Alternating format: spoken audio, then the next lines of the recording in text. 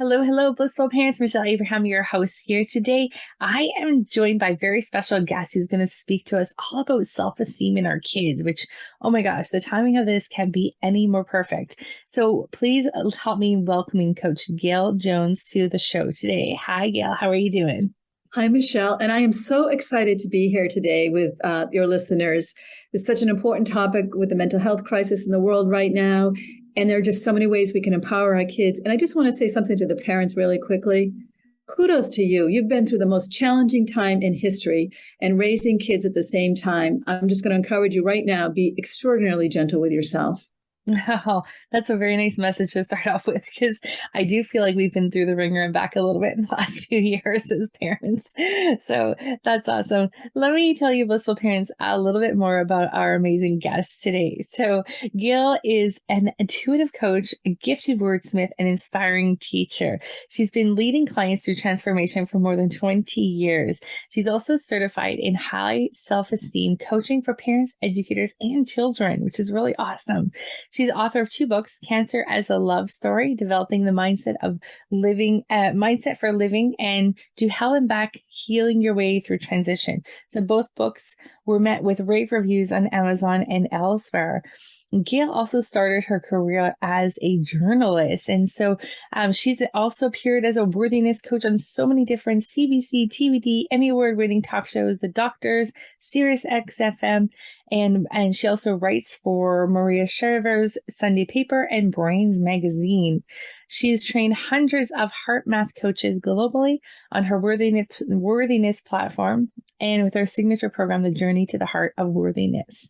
She's also a podcast host of Claim Your Worthiness and Intimate Conversations with Gail Jones, which is featuring national and international leaders, handpicked experts, and others who have transformed their lives to serve. So thank you so much for joining us. Gail, as you can see, she is the expert, you guys, on self-esteem and kids and self-worth and worthiness. And just so juicy. I love it. Can't wait to dive into the conversation. Excellent.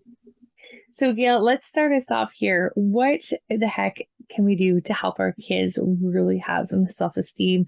I'm seeing it left, right, and center everywhere. Kids are melting, falling apart, having some mental health issues. So we are in a crisis, I think, and we need some immediate solutions.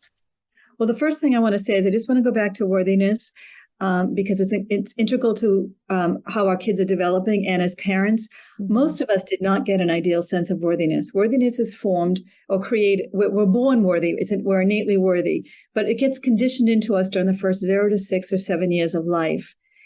And if we don't feel worthy now, and there's many of us who don't, or get challenged during different times in life, I really want you to get this. You did nothing wrong. You just didn't get the proper nurturing to have that sense of worthiness. And we're not here to beat up parents because they probably didn't get it either. So this is how worthiness is instilled. And we're going to talk a little bit more about this with the self-esteem as well. In order to feel worthy, we have to be seen, heard, validated, and acknowledged. So what happens as little kids, a lot of times parents aren't acknowledging the feelings, or they're trying to get through something or do something. And it's as simple as this. And again, this whole journey is with love and compassion. I'll just stress this over and over again. But say a kid has a parent that's working all the time and traveling all the time and busy doing what that parent has to do. That child can make, when that parent is busy and isn't seeing, hearing, validating, acknowledging them, can make a belief about themselves that they don't matter, not worthy.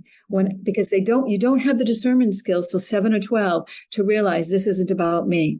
So when the parent isn't paying attention because they're doing their work or doing something, the child can automatically start instilling a belief that they don't matter. So we'll talk more about this with the self-esteem piece, but I would really encourage every parent to really work on their own worthiness, because you're going to be mirroring it to your children. That is the greatest gift you can give your children, is to claim your own worthiness. I think some of us might need some help with that.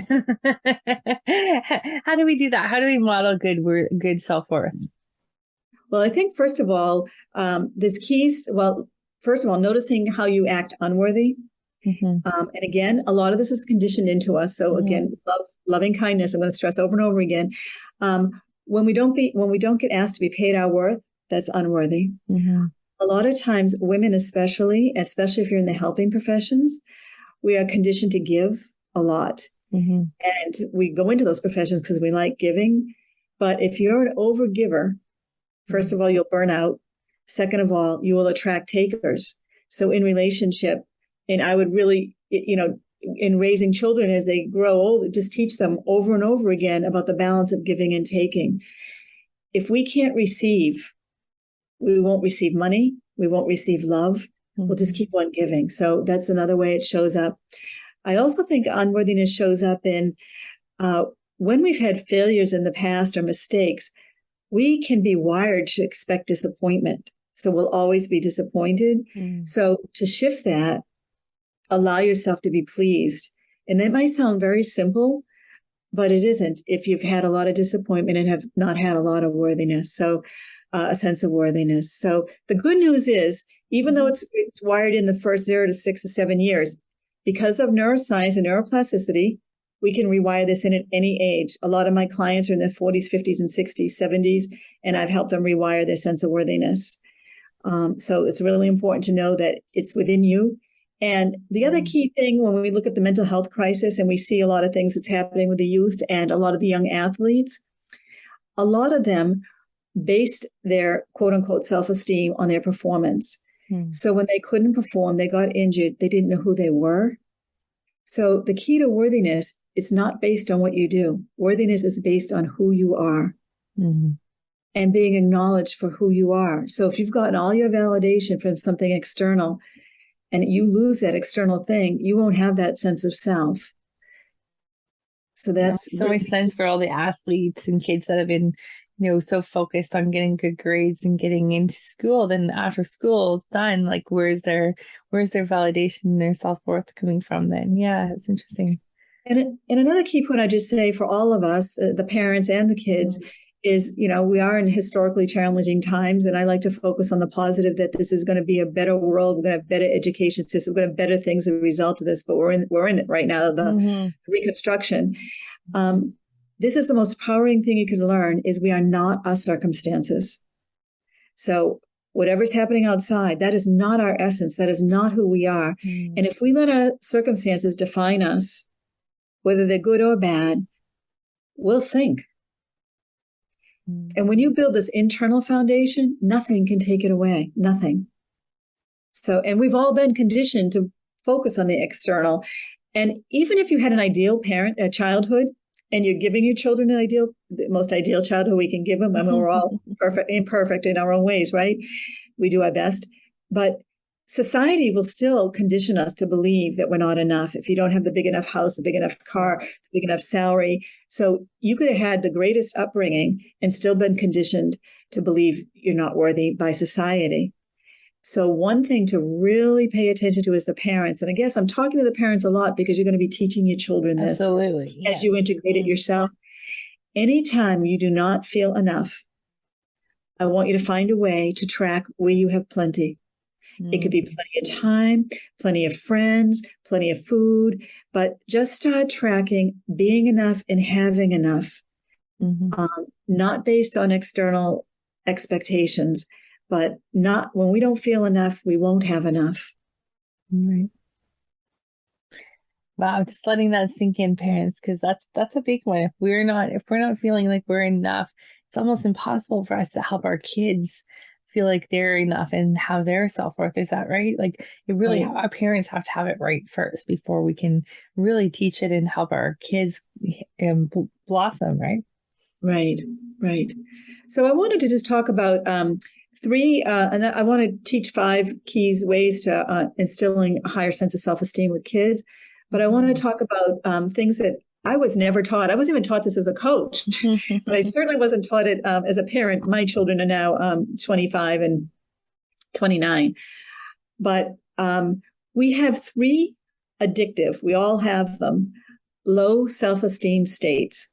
And we all have a predominant one. But right now, I would imagine what was happening in the world, we've had them all. So the low self-esteem states are fear, anger, and sadness. So learning which one is your predominant one is very important. and observing your children and seeing which is the one they usually go to. Know their predominant low self-esteem state, low self-esteem state. Mm-hmm. And then the high self-esteem states. Now, this is really important. A lot of people are afraid to praise their children or say too much because they don't want them to be egomaniacs. Mm-hmm. And we have a misperception of what a high self-esteem person looks like. A high self-esteem person doesn't have to be someone that's on a stage rocking the world. Mm-hmm. Mm-hmm. Doesn't have to be a mega star. Or it's all about them. These are the qualities of a high self-esteem person. This is the state they're in. And again, we can learn them. We can train ourselves to get in, and we can train our kids. So generosity, gratitude and generosity, I kind of put together. Gratitude is the big umbrella. Right. Empathy and forgiveness. Mm. High self-esteem people are in that state, those states most of the time. And I want to stress on the forgiveness piece, especially right now with all the challenges that we've all gone through. And we got to congratulate ourselves for what we've been through and reinventing ourselves. It's important to have forgiveness for other people, but I also think we forget to have forgiveness for ourselves, especially as parents. So I think it's really important, those distinctions between the low and the high self-esteem states. Yeah, those are interesting. So you have two children. I'm just curious, were you taught that? Yeah, no, I don't think so. Nope. I mean, I feel like I had a really great childhood, like a really great childhood, but I feel like there was some, I always struggled with some self-worthiness. And I remember one pivotal moment in like probably grade 6, I went from one group of friends to another very quickly, went from very popular to very unpopular. And it was based on one decision I made with friends. And it was interesting. That was a hard wave to ride. And I think it carried on throughout my life, just feeling not worthy then of those friends in that moment. So yeah, it's interesting. It's interesting when us as parents haven't really figured out that puzzle piece that then, as you're talking, I'm thinking back to my kids and like, what state are they in? What's their go-to? And yes, it's interesting to see how what we struggled with is also maybe something that our kids struggle with. There's so much that kids have to deal with, I think, that if they are equipped with the right tools to get through it, oh my gosh, how many of those stories I have in my head from things that happened wouldn't have happened, or I wouldn't have carried them on for so long had I had the right training and the right tools to be a confidence. Right. But just to know we have the power. So when you see your child in one of these states, anger, sadness, or fear, and know which is their predominant state, you can teach them, what can you be grateful for right now? So you can teach them how to shift the state. I don't want to ignore their feelings. I will never tell anybody to watch their feelings. I work with people all the time to elevate their feelings and bring their feelings up. But you can help them shift into the state by teaching them, what can you be grateful for right now? How can you have empathy for that person that might have hurt you? Because if somebody hurt you, like for bullying, for example, which is common, it's escalating a lot. The bully is really somebody with low self-esteem. Right. And in order for the bully to be acting that way, that bully has to be in a lot of pain. So if you can look at that bully as somebody with low self-esteem, who's in a lot of pain, that's a way to start acquiring empathy. And a lot of times when people hurt us or are mean to us, even as adults, it's not about us. Right. Yeah. and learning that so that they don't take it personally. That's a really powerful one. Yeah. Yeah. There's so many situations at school, I think, kids that are faced with. So having the tools for them to navigate them would be so helpful. So when our kids are obviously this is something that would be helpful to know when before they're 7, but most of our parents now have kids that are over that 5, 6, 7 age group now. So now what are some things that we can do when we're starting to notice some of these states of anger, or sadness, or fear? Well, first of all, so again, back to the worthiness piece. Yep. That see, hear, validate, and acknowledge their feelings. Whether you agree or disagree with them, just hear them out. You say something like, I understand, or I see that you're sad right now, or you see that. You can repeat back to what their feeling is, their emotion, but don't tell them, oh, you'll get over it. Really let them have the experience of having their emotion. and look them in the eye, even get down to the knee level if they're little, but look them in the eye and have them have a sense of your presence. It doesn't have to be 24/7 because that's impossible. But when they are expressing a need or emotion, that you really are present for them. And, I've heard stories over and over again from early preschool teachers and kindergarten teachers, when the parents have come to pick up the kids, they're on the cell phone talking away. And some of them said that the kids don't even want to, in the old days, kids would rush to see their parents at the end of the day. They don't even anymore. Make that time when your child walks in the door, you pick that child up. That is your time to connect with that child. Don't rush to the phone or check a text and they know it. They feel it. They feel cut off right away. Interesting. So, and it's funny. It's reminding me of one of my friends. She's an intuitive coach, and when her kids come in through the door, she dusts them off, and it's like she's dusting off all the negative energy from the day. And her kids at first like, what are you doing? Well, it's weird, but became this ritual where she would meet her kids at the door, dust them off of like all the external energy that they brought with them. Then they would come into the house, and soon enough, after a few days of doing this, they would start asking for it if she wasn't like, Mom, can you dust me off, please? And just that feeling of like coming in and having that presence of their mom there, and then the cleansing of the leaving what's at the door from school. That's beautiful. So this reminds me of a neuroscience tip. I did this with my children when they're little, before I was even a coach. But we know in neuroscience, which is a lot of my training, that the 5 minutes we get up in the morning and the 5 minutes before we go to bed at night are the most important times of the day. We're starting with a clean slate in the morning. If you run to your cell phone or email, you're missing that precious 5 minutes to rewire your brain for worthiness or any other empowering emotion that you want to feel. But the 5 minutes before you go to bed at night are really critical because, and this is with the kids, because what you're really doing is you're downloading the software into the brain. So if you're agitated or upset, you should not go to bed.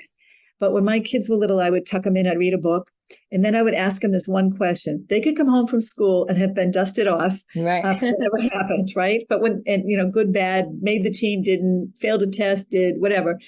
But when they went to bed at night, I'd read them the story, and then I'd ask them, what was the best? That is what churned around in their brains when they went to sleep. That's great. That's a good idea. It doesn't mean I didn't acknowledge everything else before that, but when they went to sleep, what was the best part of your day? Sometimes it was that moment, tucking them in, reading a book. But it's really important that, and I think as adults, we should do that too. What was the best part of your day? So we leave the day with the best thing in our mind that happened. That's a great idea. I love that. Because I've mentioned this on the podcast before, but like our bedtime routine seems to be like the download of everything that didn't get said after school or at dinner time. It seems to all come out at bedtime 5 minutes before. Okay, so that makes sense of why you were doing that, because this is what was happening at school. Okay. And so, which is good. It's like so grateful that we have that time at bedtime. But then I like that to end on what was the best thing that happened today? Because sometimes when we start talking about all the things that went on during the school day weren't the best, and that caused some more emotion. So then that's a great way of closing it for the day. I like that. Excellent. So I want to give some more tips. So the first tip I would say on creating high self-esteem kids, because we can create them. It's a collaborative effort between us and the kids, right? Is to love them unconditionally. And I know that seems like a given, but what often happens is when kids make a mistake, they might not feel unconditionally loved. Right. And it's really, really important to teach kids that mistakes are okay. You don't have to be perfect to be loved. And as a matter of fact, the best learners make a lot of mistakes. The kids that make the most mistakes do the best. So really love them unconditionally. And part of that means in the process of raising your kids, start loving yourself unconditionally. Again, sounds easier said than done. So one way to do that, because a lot of us are hardwired to beat ourselves up. It's just part of what happens, and especially in challenging times. How can I be kind to myself today? And when you find yourself going down a rabbit hole of beating yourself up, something that didn't go well, how can I treat myself kindly about that? It's really empowering. And also teaching your kids, after they, go process their mistake, Now, how can I be kind now? I learned something. What did I learn? So love them unconditionally. Absolutely. The second is, again, I would just encourage the worthiness. So when you acknowledge your children on the worthiness, this is really key that I don't think a lot of people were taught, or not the last generations. You want to acknowledge them for their essence. You want to acknowledge, like, you can acknowledge they did a great job, great grade, great whatever, glad you made the team and all that, but you really want to make time to acknowledge them for the essence. I love how sweet you are. I love how kind you are. I love your creativity. I love your humor. You're really funny. Make sure you notice what makes them unique, besides what they do, but who they are and how they interact with people, and acknowledge them every single day. Acknowledge is a little different than praise, right? Because praise is like a lot of based on performance. And I think, again, I'll just stress over and over again, there's been way too much emphasis on performance, which is why we have part of the reason we have a mental health crisis. Yeah. They are lovable whether they get the A or not. They are lovable whether they make the team or not. And what are your children's unique qualities that you can praise them for every day and also help them grow into? So say you see your young child making friends and they might be very sensitive. Acknowledge that their sensitivity is a gift, or instead of they have to be shamed about it, or if you see them acting in a more loving way, but they don't know how to do it yet, really acknowledge, like, see them in the bigger version of themselves, help them grow into that, even though they're not there yet. So acknowledgement is so key. Yeah. And I love, I think we've really been conditioned to do the, praising them for like, oh, you scored the goal in the soccer game, or you scored the, the goal in the hockey game or whatever. But yeah, like you said, like performance-based things. So great tip. Yep. And then the third tip is, again, because we're parenting and we are trying to correct, behaviors to make them more functional and happier. But there can be a tendency to look for what's wrong because you want to parent and, educate and help them grow. I would make a conscious commitment. This is different than acknowledging, but a conscious commitment every day to find something right about your child. Even in the times when you don't like them or they're, misbehaving, you can love them, right? We know that, but really consciously try to find what's right. Even especially through some of the challenging times, like when they're in a testy mood or, right? But that's really important to do. And again, I'm just going to keep on bringing it back to yourself. Find something that you do right every day. Right. And so when you find something that they've done right, you want to acknowledge that and also share that with them that they've done that right. Yes. Yeah. Yes. And can that be more performance-based, or that's more something that they've done right, like they've remembered to lock the door when they left the house or something? Yeah. Or they treated a friend kindly, or yes. Trying to think of some other examples of what they've done right. Those seem a little bit more performance-based, but that's okay. Pardon me? Yeah, it's okay that they seem more performance-based, those acknowledgements, or they want to stay away from the performance-based ones.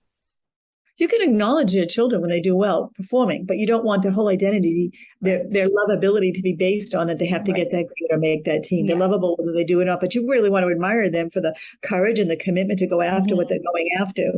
But I think even just noticing what they do right can just be kindness. It doesn't have to be a performance. It can be, or I knew you were upset in that moment. You handled that really well. You took time to pause instead of reacting. So that's not really performance-based. That's more behavior.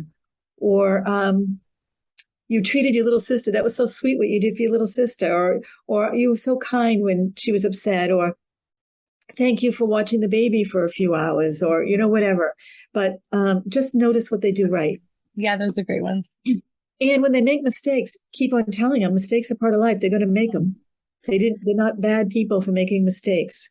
Yeah, I've noticed kids are afraid to try things or afraid to make mistakes. And so that's a really great reminder to, let our kids know it's okay to make mistakes, and the more mistakes they make, the better the better. Yeah, the more mistakes they make, the more lessons they learn. Yeah. We don't learn lessons without some mistakes sometimes, right?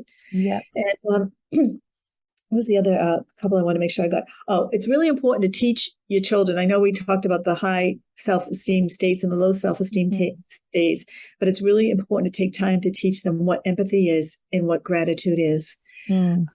You know, it could even be they could have a gratitude journal, or when they go to bed at night, what was the best part of your day? Ask them what are 1, 2, or 3 things you're grateful for. Nice. But to teach them that right now, especially with this world, because we have so much negativity around us, and to help them realize that there's a lot of good in the world and in them. I shared a gratitude game that we play at the dinner table. It's like the rose and thorn. two roses and a thorn. So 2 things that you're really grateful for the day, and 1 thing that you would, like to change or could have done better. Oh, I love that. Yeah. My kids love it. And we started doing it, and then we started doing it for a few weeks, and then they're the ones that bring it up all the time. If we forget, they bring it up.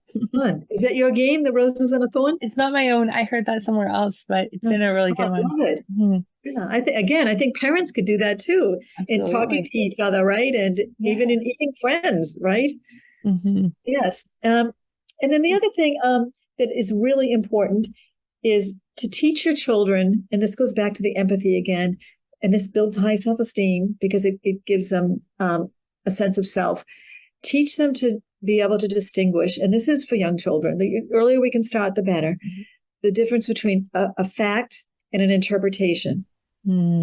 Okay, so if a friend hurts them, or said something mean, the fact could be, to them, it could be, that person was mean to me. Right. The interpretation could be, I hate them. I'm sad. I hate them. I'm angry or mad. Right? Yeah. And the truth is, what's the difference between the fact and the interpretation? What really happened? There's somewhere in between often, right? And to have them understand that there's another person involved. You're seeing it one way, they're seeing it another way. And how can we turn this around so that we're walking in each other's shoes? And their shoes, this is a severe example, but they might have just lost somebody they loved and they're really fragile. Okay. In your shoes, you're flying high. You just made the team. Everything's going great. So you could be on different paths. So try to teach them to really try to walk in somebody else's shoes when they're triggered. Yeah, that's a great one. And again, I don't think most of us were taught that. Were you taught that? Oh, definitely not. No, not in that exact way. I feel like I kind of got it over a while, but not in that exact way. Right. Not just so deliberately anyways, right? Not intentionally teaching it in that way. Wow, Gail, these have been some great tips, and know you have something for our parents too that we can take home and kind of like use as a guideline. Can you share a little bit about that? Sure. For everybody listening today, I'm giving a free handout on 5 ways to instill worthiness. Do you want me to tell you what they are, or do you want to wait to get the handout? Sure. No, if you can tell us the high level real quick what they are, that'd be great. Yeah. So the first one is to make sure you treat yourself with love and compassion. Again, we did nothing wrong for not having a greater sense of worthiness.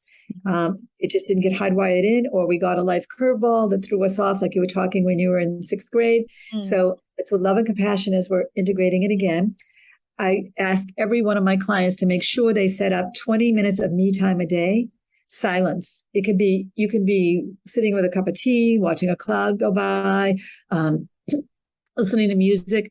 But that 20 minutes of me time, what it does is it teaches your brain that you're worth it. You are worth it, a priority of having me time. So at least 20 minutes a day is essential. And the longer, the better, but that's important. And then this statement, I'll just share. I know a lot of people do work with affirmations that are in personal growth and development. I like allowing statements better. And I'll tell you why. If you're rewiring the brain for a new belief around worthiness, for example, or like, I'll give an example. When my first book came out, if I said, I am a best-selling author, it feels like a lie. It's a lot of resistance. It's the first book. And it also feels very driven, like I'm going to make this happen, right?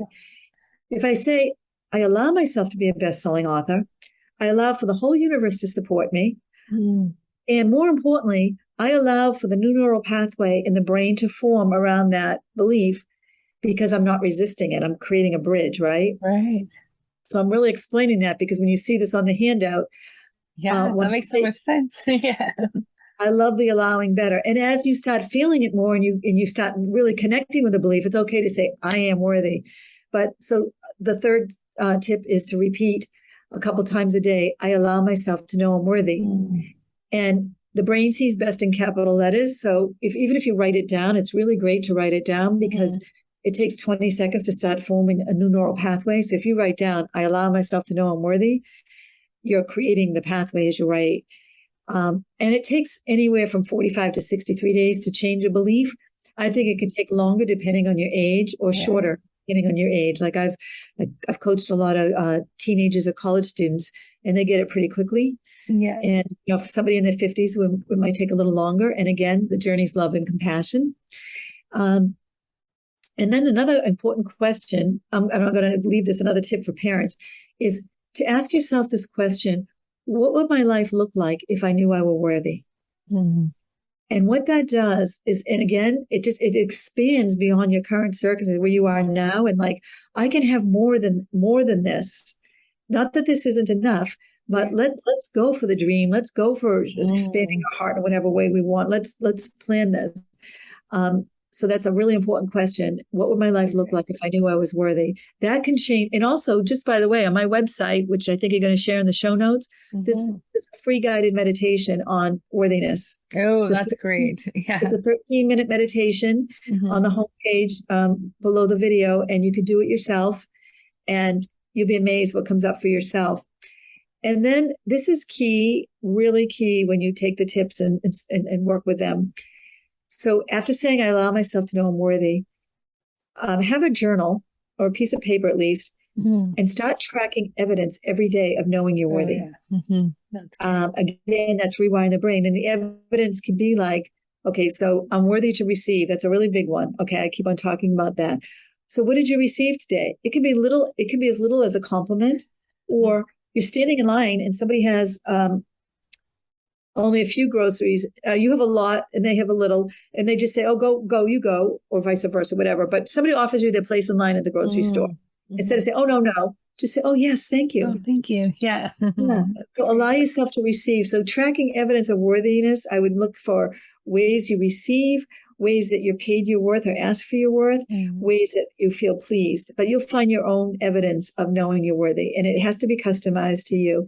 So those are the 5 tips. That's a good thing for us to do with our kids too, to help them, help them find evidence of their worthiness too. Yes. So there's one other quick thing you can do as parents and kids. It's really fun. It's very empowering, and it doesn't. You could start it at age 2, 3, 4, 5, 6, whatever. But as I would have them create a vision board and before they do the vision board, ask them what would their life look like if they're worthy? What do they want in their life? Right? They can do a vision board every year. You can be doing your vision board. They can be doing their vision board. But when you look at that vision board and you put pictures up of what you want to create, it gets the focus off the circumstances, right? And you go for your dreams. It's very empowering to do a vision board. I opened up a vision board I did in a booklet when I was living in Switzerland when I was 19 years old. And I looked at it probably when I was like 30, so like 11 years later. And the picture of the guy there was going down this water slide with 2 twins, with twin little kids. And I have the same picture of my husband at our wedding. Like, he looks like the guy in the picture, and he's going down a water slide with my twin nephew. It's like so crazy. I hadn't looked at that picture in like 11 years, but it was exactly right. So funny. And just a little tip on vision board, if anybody does them, the key is to get into the feeling of what you want. It's not the outcome. So for example, if people put on a vision board a certain dollar figure of money, which, it's great to do, but what people really want around money often is freedom. So what is the feeling of freedom? Get into the feeling. But I could do a whole seminar just on vision boards. Yeah, we'll have to have you back for that whole time. That's a good one. But that's a great family activity, and it just is creative for your children and to have them instill this worthiness and new dreams. So yeah, I love that idea. That's fantastic. I've always done them myself. I never thought to do them with the kids. So great idea. Well, Gail, Dr. Gail, this has been so fun. And I'm calling you Dr. Gail because you, to me, are the doctor of worthiness and such a great coach. So how can we work with you, or how can our audience reach you or connect with you? We're going to put your links in the show notes as well. Yep. On Instagram and Facebook, I'm Coach Gail Jones. And on LinkedIn, I'm Gail Kauranen Jones, and then the spelling of my name will be in the notes. That's a tough one. You can email me at gailjones@claimyourworthiness.com if you have any questions, especially after listening to the guided meditation. And I do offer a 6-session coaching package. Right now, my coaching package is around worthiness for the parents, not the kids, because I want the parents to gift themselves with this and then teach it to the kids. So that's really great idea. How I'm working right now. Yeah. I love it. Well, thank you so much for sharing your brilliance with us today. This has been fantastic. And blissful parents, my challenge to you this week is to go out there and start noticing evidence of your worthiness in the world and start keeping track of it. And, start making some acknowledgments to your kids of things that you see them doing that will help with their self-esteem. This has been fantastic. And refer to the handout that I keep calling you Dr. Gail because in my mind you were listed as doctor of self-esteem. So I hope you don't mind me just calling you the doctor now. Go ahead. I love it. Coach just doesn't seems to be enough. So you're a doctor in my mind now. Thank you. And Michelle, I can't thank you enough for having me on your show. I think what you're doing is so beautiful and it's so wonderful. And I love that you're also a parent. So it just makes it authentic. And I think it's really important when we can be vulnerable and share our own challenges and what we've gone through and relate to other parents, that there is no roadmap for this. We're all learning as we go, no matter what their ages are. Right. And here's the secret, blissful parents. I secretly do this show for my own coaching and my own benefit of helping raise better kids. And so I love bringing on guests I learn so much from. It's so great. And by me doing this and bringing you along the journey, I hope you do as well. So thanks so much, Gail. We're so grateful to have you, and hopefully we can bring you back again for another show in the future. Grateful to be here. Thank you. You're welcome. All right, blissful parents, go out there and have a fabulous week. We'll see you again next week right here.